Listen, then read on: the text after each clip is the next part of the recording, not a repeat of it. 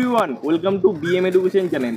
গত দু একদিন আগেই প্রকাশিত হয়েছে সিজিএল 2024-এর রেজাল্ট এবং আমার সঙ্গে একজনকে আমি পেয়ে গেছি যিনি এই পরীক্ষাটা ক্র্যাক করেছে। তো আমার সঙ্গে রয়েছে মিস্টার সৌম্যদীপ সাঁতরা। সৌম্যদীপ, প্রথমেই আমাদের বিএম এডুকেশন চ্যানেলে তোমাকে অনেক স্বাগত জানাই। তুমি এই পরীক্ষাটা ক্র্যাক করেছো। ধন্যবাদ আমাকে এই চ্যানেলে কিছু বলার সুযোগ করে দেওয়ার জন্য ধন্যবাদ।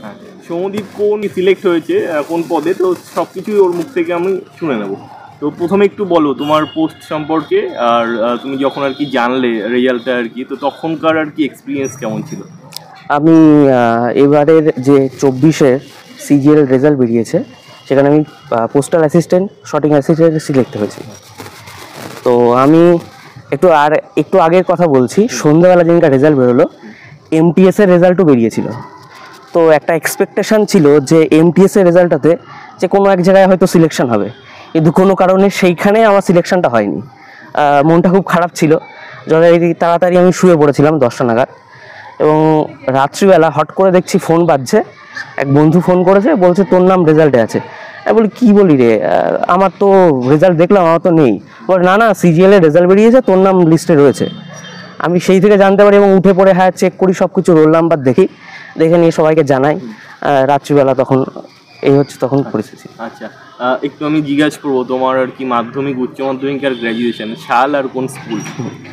আমার মাধ্যমিক এবং উচ্চ মাধ্যমিক দুটোই বাতকুল্লা ইউনাইটেড একাডেমি থেকে আমি করেছি, এবং মাধ্যমিকটা হচ্ছে 2017 সালে আমি পাস আউট, এইচএস 2019 সালে।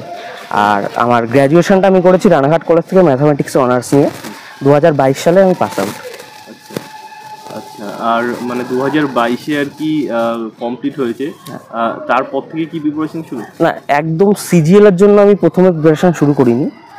প্রথম দিকে আমি কিছুটা বিসিএসের দিকে গেছিলাম, এবং বাড়িতে আমার এক দিদি রয়েছে, তার বিয়ের জন্য নানান ব্যবস্থা ছিল, যে কারণে পুরোপুরি পড়াশোনাটা ঠিকভাবে শুরু হয়নি। তো অ্যাকচুয়ালি পড়াশোনা শুরু বলতে 23 জানুয়ারি মাস থেকে আমি 2023 জানুয়ারি মাস থেকে এই সিজিএলের জন্য প্রপার পড়াশোনা শুরু করি। এবার একটু আমি জিজ্ঞাসা করবো স্ট্র্যাটেজি, ঠিক আছে? তুমি যেমন আর কি গ্র্যাজুয়েশনের পর বা কিছুদিন পরে যেমন শুরু করেছো, তো অনেকেই আছে যারা আর কি প্রিপারেশন শুরু করছে, বা অনেকে 2-1 বছর ধরে প্রিপারেশনও নিচ্ছে। তো সব কিছু নিয়ে মেন আর কি যে যেদিন থেকে আর কি ঠিক করলে তুমি প্রিপারেশন শুরু করবে, তো তারপর থেকে কী কী স্ট্র্যাটেজি ফলো করেছো? প্রথমত আমি একদম নোভাইস ছিলাম এই লাইনে, এবং আমি জানতাম না যে, এবং গাইডেন্সও পাইনি সেরকম। আমরা কয়েকজন বন্ধু মিলে পড়াশোনা একটা গ্রুপ স্টাডি মতো শুরু করেছিলাম। শুরু করার সময় আমরা প্রথম দিকে জানতাম না কিভাবে কি করতে হয়। ধীরে ধীরে পরীক্ষা দিয়ে শিখেছি যে এটা ভুল হচ্ছে, এটা ঠিক করতে হবে। আস্তে আস্তে প্রিপারেশানটা এগিয়ে নিয়ে গেছি আমরা। এবং এই মেনলি আমাদের প্রিপারেশানটা ছিল মক বেসড মেনলি, যেহেতু অঙ্কটা একটু জানতাম ঠিকঠাক, মোটামুটি অঙ্কতে অসুবিধা হয়নি। এইভাবে মোটামুটি ওই বন্ধুরা মাধ্যমেই ম্যাক্সিমাম প্রিপারেশানটা হয়েছে। আচ্ছা, এবার একটু যদি আমি বলি যে ডেইলি আর কি টাইম টেবিল বা ডেইলি রুটিন বা সেটা কেমন ছিল? ডেইলি টিউশন পড়াতাম, তো সেই ক্ষেত্রে আমার কিছুটা টাইম সেখানে যেত। তার জন্য কিছু টাইম যাওয়ার পরে বাদবাকি যেটুকু সময় ম্যাক্সিমাম টাইম পড়াশোনার মধ্যে থাকতাম। আর কোনো দিন কম হতো। গড়ে অ্যাপ্রক্সিমেটলি বলা যায় 7 ঘন্টা, 6-7 ঘন্টা কি 8 ঘন্টা অ্যাপ্রক্সিমেটলি পড়াশোনা হয়েছে। আচ্ছা, মেইনলি আমি আসবো যে প্রত্যেকটা আর কি টপিক ওয়াইজ ম্যাথামেটিক্সের জন্য কী কী স্ট্র্যাটেজি আর কি ছিল? ম্যাথামেটিক্স প্রথম থেকেই একটু তুলনামূলকভাবে স্ট্রং হওয়ার জন্য অতটা গুরুত্ব সেরকম দেয়নি, কিন্তু এইখানে ম্যাথামেটিক্স জানার থেকে বড় সময়ের গুরুত্ব বেশি। তো সেই সময়ের গুরুত্বের জন্য প্র্যাকটিস করতে হবে বেশি, এবং বিভিন্ন শর্টকাট ট্রিক বা জিনিসপত্র জানা প্রয়োজন।